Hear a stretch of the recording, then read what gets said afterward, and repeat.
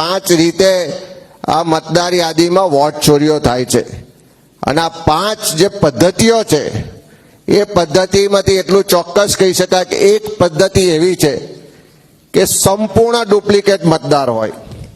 સંપૂર્ણ ડુપ્લિકેટ એટલે એનું નામ, એનું સરનામું, એનો ફોટો, એ બધી જ વિગતો એક સરખી હોય.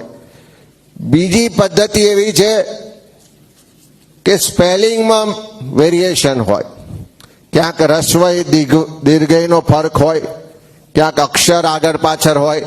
એ સ્પેલિંગના મિસ્ટેકથી જે એ કરવામાં આવે છે. એટલે જે સંપૂર્ણ ડુપ્લિકેટ છે એના માટે એમ કહી શકાય કે એક વ્યક્તિ 2 વોટ. જે સ્પેલિંગમાં મિસ્ટેક છે એના માટે એટલું ચોક્કસ કહી શકાય કે એક અક્ષર બદલો અને નવો વોટર ઉમેરી દો.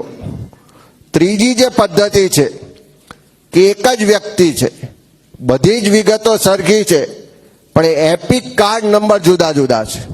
એટલે વ્યક્તિ મતદાર એક જ છે, પણ 3-4 આઈડી હોય એના આધારે 3-4 વોટ એના નોંધાયા છે.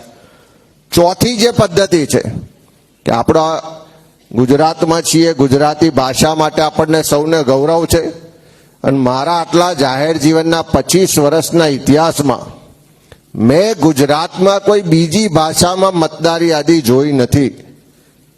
તમામ ચૂંટણીઓમાં મતદાર યાદી ગુજરાતી ભાષામાં હોય છે.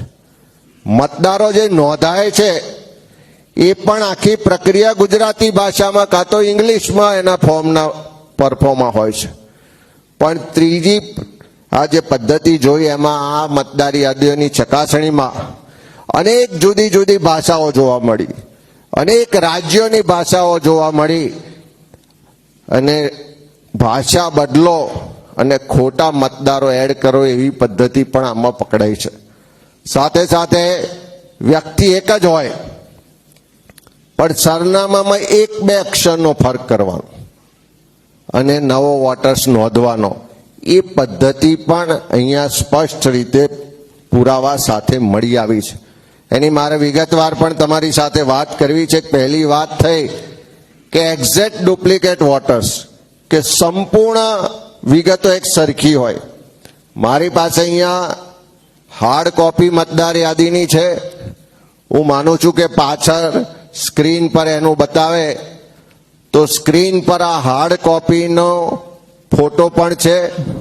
સાથે સાથે અત્યારે ઇલેક્શન કમિશનની જે વેબસાઇટ છે એના પરથી જે લાઈવ એની માહિતી જોવા મળે છે એનો